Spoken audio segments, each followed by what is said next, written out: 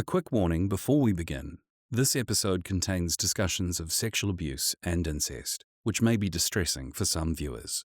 If you need support, we've included links to New Zealand agencies in the video description. Please, take care of yourself while watching.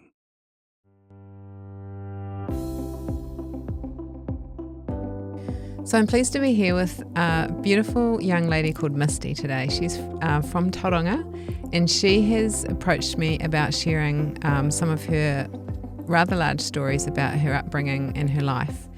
Hi, welcome, Misty. Hey. It's really nice to have you here. Thanks for having me. Oh, that's really cool. I'll just start with a little bit of how we got to know each other. So I had a random moment where I went to a shopping mall in Tauranga that I hadn't been to for years and years. And it was actually on a day where I had a big video coming out that was on the platform.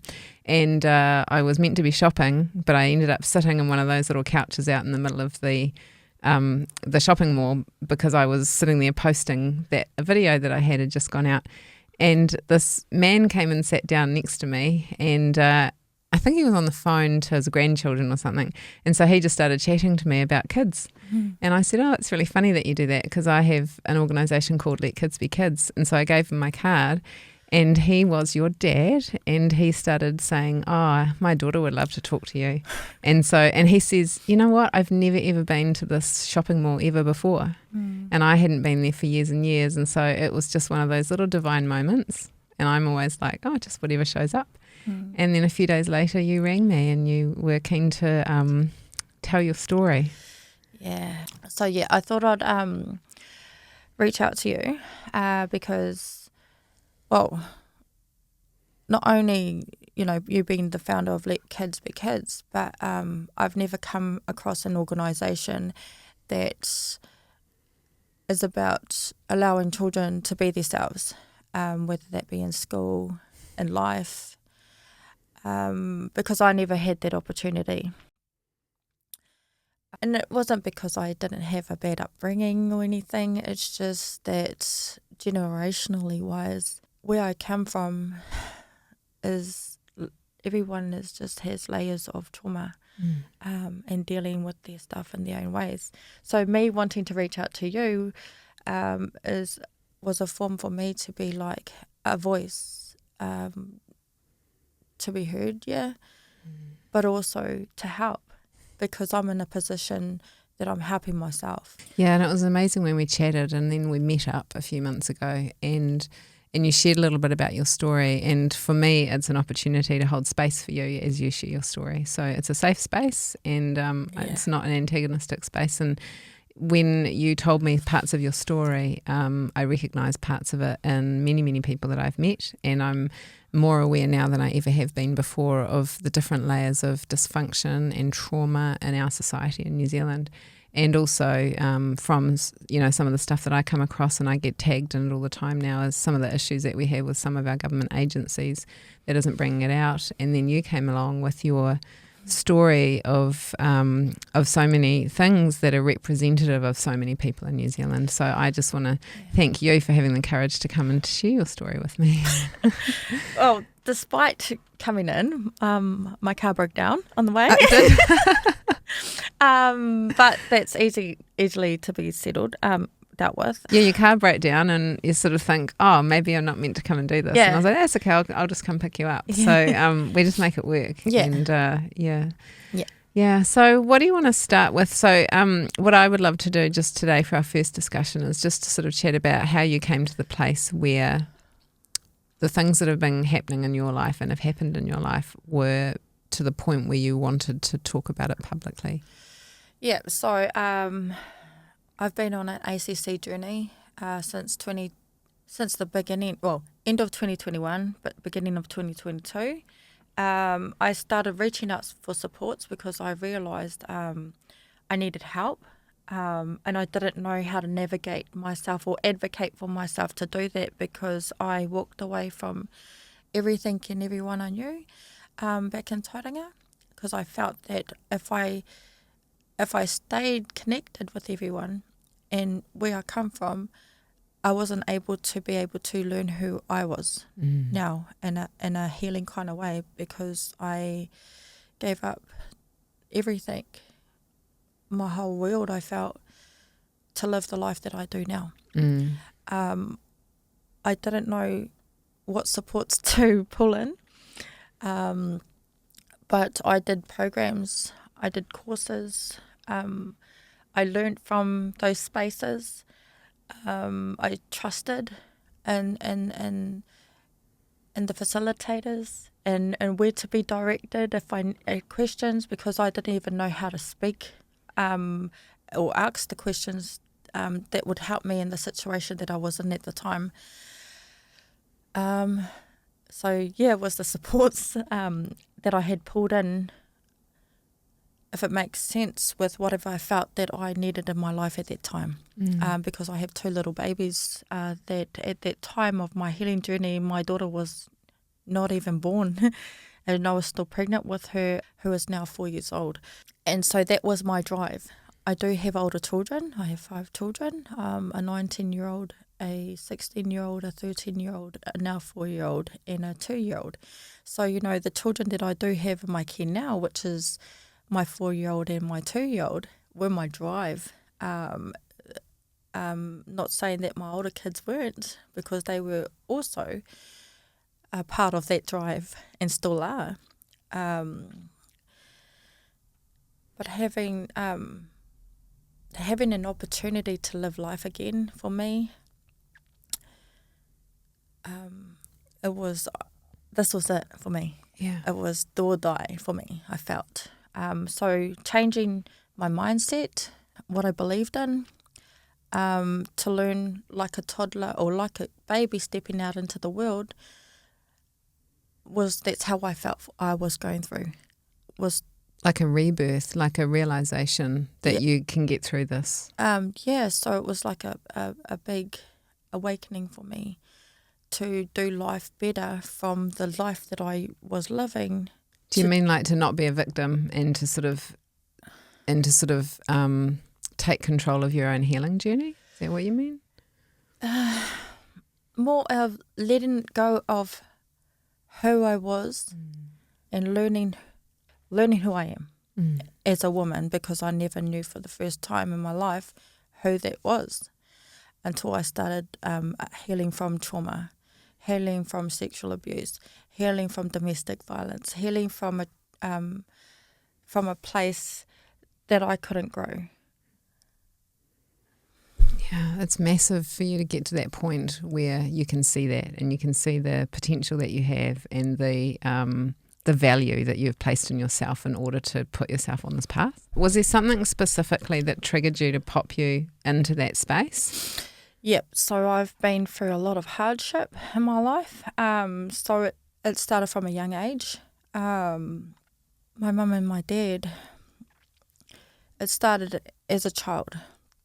So my mum and my dad, with me not knowing until I got older, had the same last names. I'll go back a little bit more. So at a young age, I was molested and I was touched from my own cousins when I was little. I started growing up to believe that was normal, that a cousin would jump in my bed, because my mum and my dad were big-hearted. You know, I'm not saying my mum and dad weren't good, weren't bad. They were great parents. They loved us. They took care of us. They nourished us, and raised us the best that they could. Because I have 3 other siblings. I'm the oldest of 4.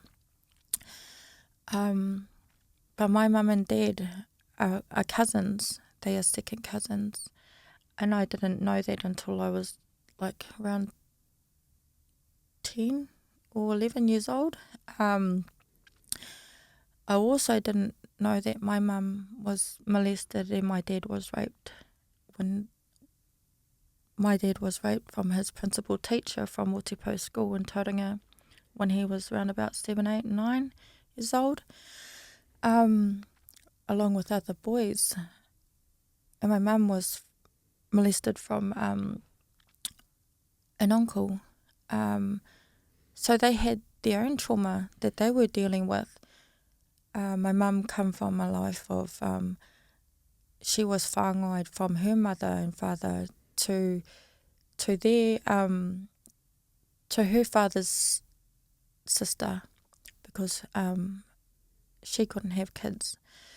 So my mum went through a lot of stuff when she was younger, and she didn't realise she was adopted until she realised she was a different colour. But in saying that, you know, my parents had their own stuff going on, but I didn't realise until I was getting older that, it's just domestic violence, and, you know, the way that everybody coped when I was growing up was, you know, alcohol, drugs, and being around people that are all the same in a toxic environment. But I will say I had a good life, but I've learnt from a lot of my struggles. My mum had left my dad when I was 14 years old, maybe 13 or 14 years old. And she left us with our dad. So he took care of us as our mum and dad. He wasn't there for us emotionally or sometimes physically, because he didn't know how to deal with looking after 4 children that were still going to school. So a lot of hardships of our mum. She was our safe person. So was our dad, but yeah, so that happened, and then I don't know, I just felt like since Dad was popping in and out, that maybe we should go and sell ourselves. Me and my sister, so we started prostituting. Like, I was prostituting probably from 14 or 15 years old, but I was still getting touched from my cousins, you know, pretty much since I was a kid. My dad used to take on all the kids, you know, so that's his siblings' kids, and my dad used to look after them.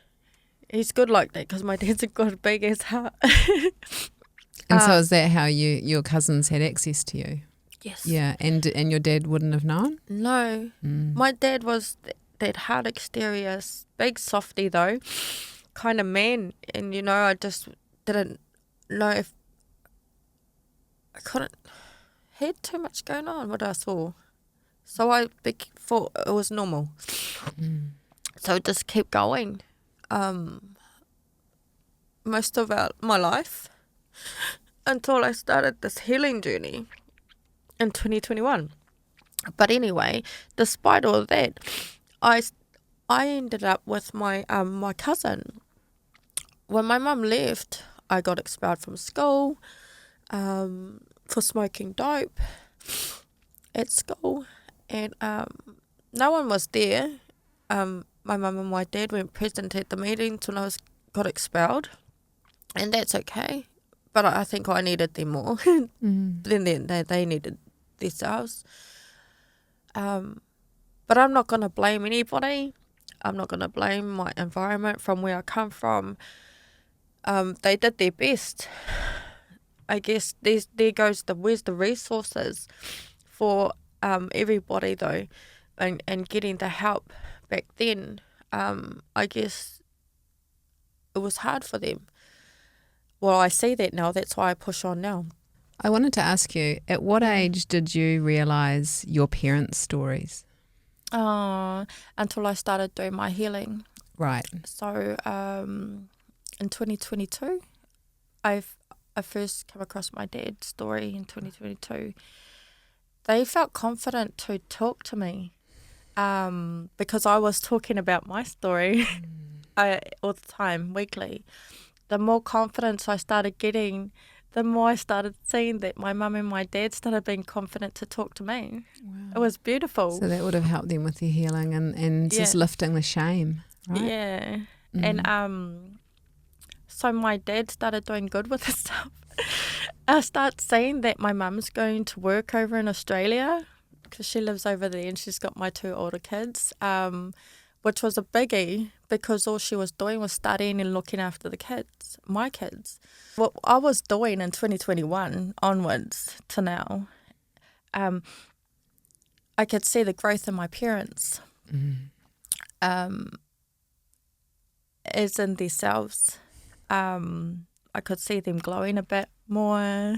So, yeah, they when it was disheartening, but I started seeing how they were as my parents and individuals with how they didn't know what to do back then and now, because they're not going to get that help. They're not going to speak out.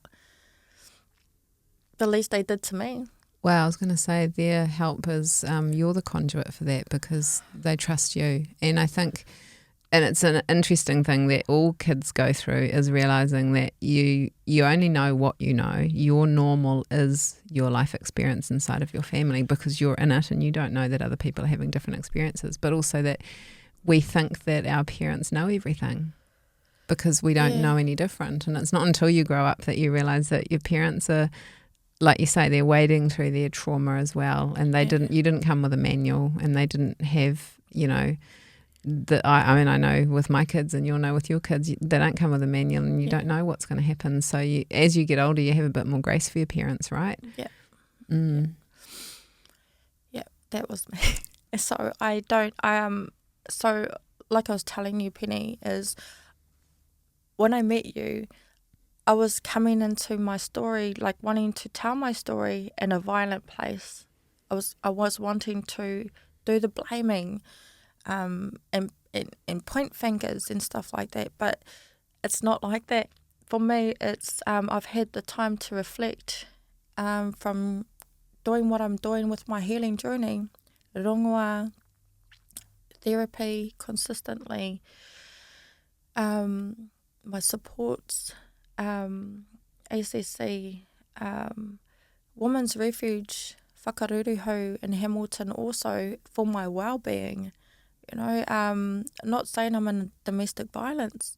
It's just that for many years since 2013, I've always pulled in Women's Refuge to want help for me. But anyway, I'm getting help through Women's Refuge for my well-being. And ACC are helping big time too. And I appreciate that a lot because I wouldn't be here today talking to you, Penny. I wouldn't have been on helping my sister with her homelessness journey and just helping her. Just helping in the ways that I can because I know what it feels like to be in these positions. Yeah, you've got a really big heart because you've been through a lot and it hasn't hardened you. It hasn't hardened you and made you a hateful person that just wants to go and rage and blame the world. You actually, and you've got your kids as well, that you don't obviously want them to repeat the cycles that you've been in and they've been through hard stuff themselves. Yeah. So do you want to start to talk about a little bit about where it all came from, like when you were younger? What was your life like growing up? Oh man, it was adventurous. It was cool. We were like just moving around when I was a baby and stuff. And then we ended up on our family home in Parental Hills. It's country, rural, yeah. So yeah, it was very adventurous. Open doors, it was lovely. Mum was always cooking, cleaning, making sure that, we were fed, we were loved, we're going to school. Dad was outside always plotting along, doing hangies, helping out with the kids, fixing his cars. It was good. Our parents had big hearts. So we always had cousins over, heaps of whānau over. Yeah, life was okay. I guess because we didn't come out, we didn't move to our family home till I was like around 9 years old, 10. So it was really living in a whānau environment, and it was incest. But talking about incest, it was generations before anyway. It went way back. I guess everyone just got comfortable. So it was normalised. Yes. And now in the iwi, in the community, in the environments. Yeah. And is that a topic that you don't find anyone's willing to talk about? Definitely not, because it's continuing. But it took me, I'm going to jump a bit. It took me to go through some hardships of my own personally with my family. My mum leaving my dad, which my mum and our dad were our foundation. Like, it was solid, as a whānau. But then once that happened, things just went a bit not okay. But my second relationship, my daughter was molested from her father at 5 years old. That's when I started realising when I needed people the most, they were not there. So I started seeing from my rock bottoms personally, as a mother, as a woman, as a whānau member, that I had nobody but me. Because nobody was willing to address it. And it made it worse when my daughter's dad, the one that molested her, because I was with him for nearly 10 years of my life, at 17 years old, I first met him. Well, I didn't first meet him, I knew him, because he was just a family friend of my cousin's. He ended up, so he was always beating me. I had 2 kids to that man. So all up I had 3 kids. So they're all 3 years apart. When that happened, when I left that man, he ended up with my first cousin. So there was a dividing between our whānaus. And obviously no one was going to believe me. But I stood up for my daughter when that happened. She came to me and she told me. So I was in love with her dad. I was in love with my children's father deeply. But for me to feel that, and that happened to my daughter, my whole world rocked up. Because you knew it, because it had happened to you. Yes. And nobody heard, well, I never told anybody. Well, maybe I tried and nobody wanted to hear it. Yeah. So you had already, before you had kids, realised that the incest that you had experienced was wrong, but that people in your family didn't want to talk about it. Yeah. Excuse me. So you were aware enough to not want to repeat a cycle. Yeah. And so then when your daughter told you, you would have had a real shock that, because you would have already known that it was a generational cycle because of what you'd found out in your whānau, right? And that was just happening every time that we were at the maraes for funerals or get-togethers. It was like happening. It was rife. It was everywhere. Every get-together, you had family. That not my mum and my dad family, not my immediate family. It was the environment, the extended family, and that was unsafe. I could see it, whether we were sleeping in the napotakis and the maraes, whether we were just going to the toilet. It was happening everywhere. And so, then you're a mum. Anyway. And then you're seeing it happen in another generation. Yes, and it happened to my daughter, the one that I bring into this world. So I stood up for my daughter. I rang the police. I rang Women's Refuge. First time in my whole entire life getting help. And I appreciate that I did that for my family, my kids. So my daughter come to me. By that time, my mind was racing. My world was tipped up in my mind, I felt. And I felt I needed to protect my kids and me. So what I had done is I barricaded me and my kids all in one room. Some windows didn't have locks or latches. So I made sure that I put lots of things on the windows, and I barricaded. No, I didn't barricade us, and I just put a knife through the door, and had my kids, just playing and slept on the bunks. And while I rang the police and while I rang Women's Refuge, so I had been guided from Women's Refuge from then, and I took every advice that I got. I went to the doctor. I with the forensic side of everything, I collected, tried my best to collect my daughter's underwear. I just did everything that a parent would do if they were in my situation and they wanted help and they didn't know how to do it. So I did it. And I kept, and it wasn't pretty. Their dad started kidnapping them, so it got heavy. And then that's when I took my kids into Women's Refuge and relocated them schools and stuff like that. Yeah. What an amazing organisation they are. They are. But I've been through a lot since then. I couldn't keep my ex-partner away because I didn't realise that he was raping me too until 2022. Until I did my healing, I started realising that I have been pretty much raped all my life, really, from multiple different people. And it didn't hit me until I did my healing. Yeah, that's really huge. Yeah.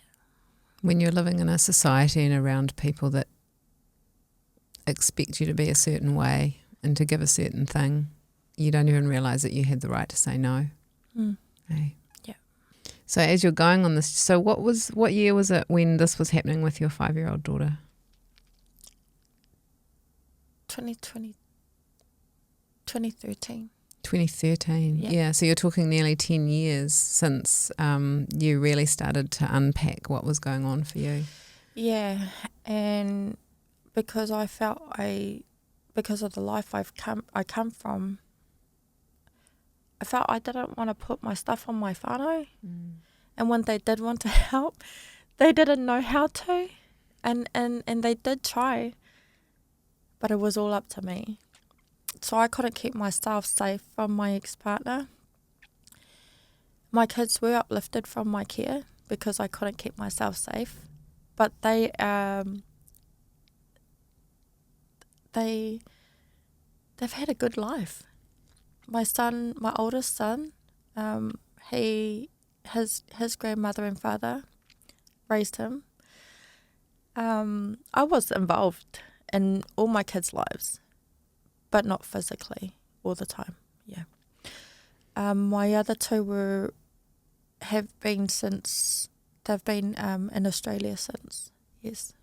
So you say they were uplifted from your care because you couldn't protect them and you were still in the relationship? Is that why? Or I wasn't in the relationship. He just was breaking into my home all the time. Right, so he was accessing you, so then your environment wasn't safe for your kids. Yeah. And so were they uplifted by the state or were they uplifted through family that took them? No. Oranga Tamariki. Yes. And where were they put first off? So for the weekend, they went into foster care for the weekend until I was able to organise who could take them, and I did.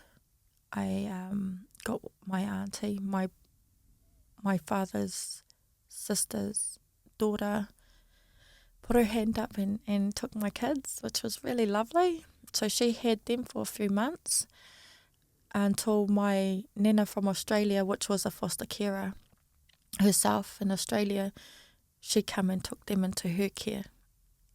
And now my mother has had them too since. Yeah. Wow. Yeah. So they've been there non-stop. So you got them out for their safety, but you've lost your daily contact with them because they're living in Australia. Oh no, we've been in contact ever since. Yeah. Oh, For a long time. Yeah. Yeah. No, nothing's changed. good. I'm still mum. You're still mum. We're Yeah. still on calls and video chat with all the kids. And my oldest son, he ended up with his father's mum and dad. Yeah. So the three of them over there see each other a lot? My oldest son has been living in Tauranga. Oh, okay. Different so he's grandparents, back. Yeah. different fathers. Yeah. Yeah. Yeah. And how is your daughter? Like, was she given support for what happened to her? No. So she wasn't. Is she doing okay? She's doing great. She is 16 years old.